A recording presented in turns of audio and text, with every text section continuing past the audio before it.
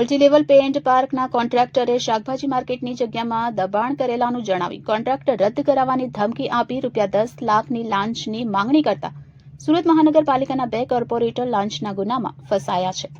મળતી માહિતી મુજબ મલ્ટીલેવલ પાર્કિંગના કોન્ટ્રાક્ટરને કોન્ટ્રાક્ટ કરાવવાની ધમકી આપી 10 લાખની લાંચ માંગવા મામલે આપના 2 કોર્પોરેટર એસીબીમાં ફેરવાયા છે. આપના કોર્પોરેટર જીતુ કાછડિયા અને વિપુલ સુહાગિયા સામે કોન્ટ્રાક્ટરે ફરિયાદ કરી છે. કોન્ટ્રાક્ટરે આ બાબતે પુરાવા સાથે એસીબીમાં ફરિયાદ કરી હતી. કોન્ટ્રાક્ટરે રજૂ કરેલા રેકોર્ડિંગ એફએસએલમાં મોકલ્યા હતા અને તે સાચા હોવાનું પુરવાર થયું છે.